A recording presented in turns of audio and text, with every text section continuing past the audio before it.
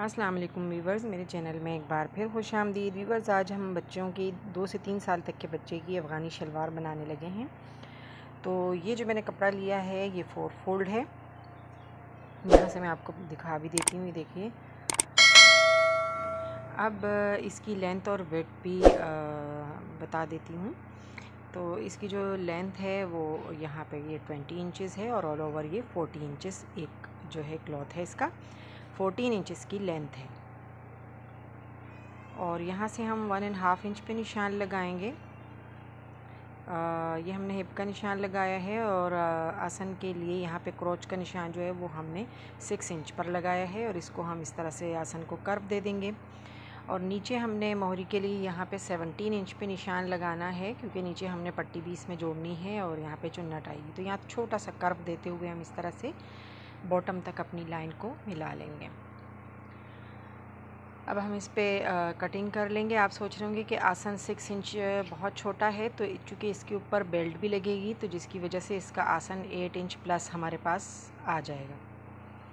तो ये हमने अपनी कटिंग कर ली है। अब हम बेल्ट की कटिंग कर लेते हैं।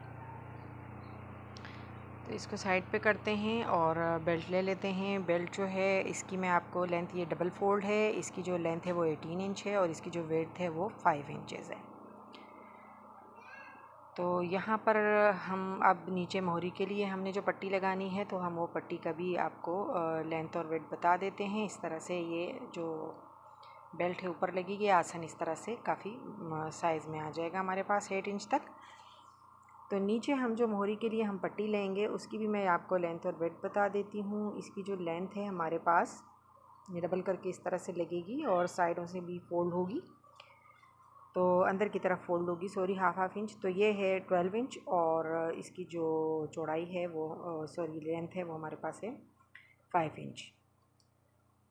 तो चलिए स्टार्ट करते हैं इसकी सिलाई। और उसके लिए सबसे पहले हमको यहाँ पे चुन्नट डालनी है इसके अंदर। तो सबसे पहले हम कपड़े को इस तरह से फोल्ड कर लेंगे और यहाँ पर एक नोच लगा लेंगे। आपने नीचे भी मोहरी की तरफ भी इसी तरह नोच लगा लेना है। तो अब हमारे पास ये दरमियान आ गया है, सेम जैसे यहाँ पे हमने लगाया है, या दरमियान वहाँ से हमने इस तरह से, आप चाहें तो लगा लें निशानात इस तरह से 1-1 इंच पे या 2-2 इंच पे और फिर उनको फोल्ड करें। और अगर आप यूज़ टू हैं सिलाई के लिए तो कोई इशू नहीं है, आप बेल्ट लगाते हुए भी आराम से इसमें चुन्नट डाल सकते हैं। सिर्फ आपने ख़याल ये रखना है कि जो हमने नोच लगाया है उसकी दाएं तरफ चुन्नट डलेगी और फिर उसी नोच से बाएं तरफ चुन्नटें डलेंगी, यानी रुख मुखालिफ होगा। तो ये मैंने निशान लगा लिए हैं। निशानात के ऊपर ही इस तरह से हम उठा के इस तरह से रख लेंगे, एक निशान को उठा के दूसरे निशान के ऊपर। तो ये 1 इंच के हमारा जो है यहाँ पे गैदर आ जाएगा। इसको हम इसी तरह पिन अप कर लेंगे। तो इस तरह से करते करते हमने सारी गैदर्स जो हैं वो इसके अंदर डाल लेनी है दोनों साइड की। और हमने इतनी गैदर्स डालनी है कि हमारा जो बेल्ट है, हमारी बेल्ट के अकॉर्डिंग ही इसकी जो लेंथ है वो हमारे पास बच जाए। तो इसी तरह गैदर्स डालते हमने सारा जो है इसके अंदर पिन्स लगाते जाना है साथ साथ। ये देखिए मैं गैदर्स डालते ही पिन लगा रही हूँ साथ में।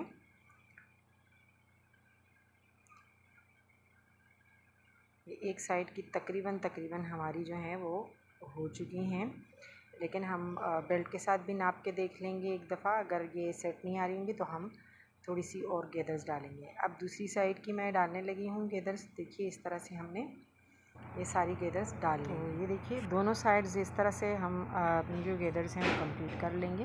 और ये मैं एक दफ़ा नाप के देख रही हूँ, अगर ये इसके मुताबिक है तो देखिए ये एक ही हमने डालना है यहाँ पे चुन्नट और बस ये बिल्कुल कंप्लीट हो गया है। तो अब दूसरी साइड भी एक और इजाफी चुन्नट डालेंगे। इस बात का आपने ख्याल रखना है कि जो आपने दरमियान का नोच लगाया था उसकी दोनों साइड चुन्नटें एक ही जितनी तादाद में आपको डालनी है। अब देखिए इस तरह से हम बेल्ट को रखेंगे और इसके ऊपर इस तरह से सिलाई लगा देंगे। बेल्ट की सिलाई लगाने के बाद अब हमने नीचे मोहरी की तरफ भी एक इसी तरह से पट्टी जोड़नी है डबल। और पट्टी जोड़ने के लिए हमने जिस तरह से ऊपर गैदर्स डाले थे तो उसी तरह से हमने नीचे भी ये सारी चुन्नटें डालनी हैं। और आपने बड़े ध्यान से चुन्नटें डालनी हैं ताकि जो जितना फासले में ऊपर आपने डाली हैं उसी तरह उसी फासले को बरकरार रखते हुए आपने नीचे भी सेम उसी तरह से चुन्नटें डाल लेनी हैं।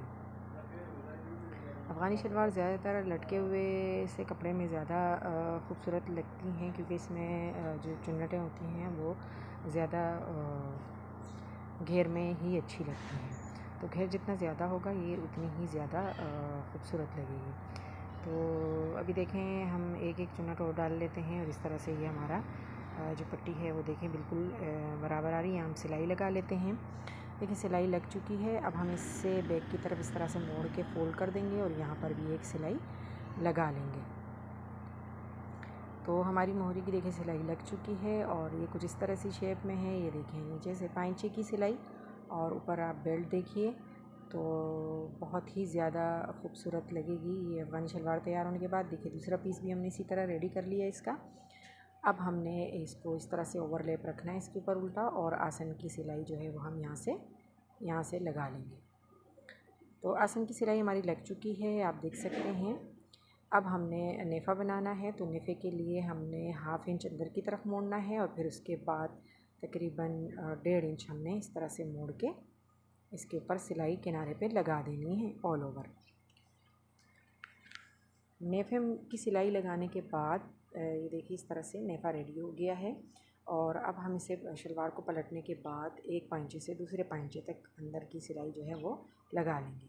वो सिलाई भी हमारी लग चुकी है और अब हमने नेफ़े में यहाँ जो तकरीबन 1 इंच जगह छोड़ी थी वहाँ से हम इस तरह से सेफ्टी पिन में अपने अकॉर्डिंग जो है हिप के अकॉर्डिंग जो है वो इलास्टिक लेते हुए इसमें इस तरह से पिरो लेंगे। यहाँ बस आपने ये ख़्याल रखना है कि जो इलास्टिक है वो सीधी रहे, एक साइड पे रहे, यानी उलट पलट ना हो नेफ़े के अंदर। तो इस तरह से ये देखिए हमारी जो इलास्टिक है नेफ़े में वो हमने डाल ली है और अब हमने इलास्टिक के दोनों सिरों पे सिलाई लगा लेनी है। तो ये सिलाई हमने लगा ली। अब जो हमने 1 इंच जगह छोड़ी थी उस पर भी हम सिलाई लगा लेते हैं और बाद में इस तरह जो इलास्टिक है उसके बिल्कुल दरमियान में सिलाई। तो ये देखिए लग चुकी है सिलाई हमारी और रेडी होने के बाद आप देखें ये अफ़गानी गुड लुकिंग शलवार बहुत ही ज़्यादा डिसेंट लग रही है।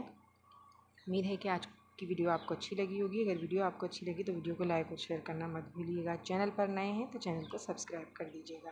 Thanks for watching.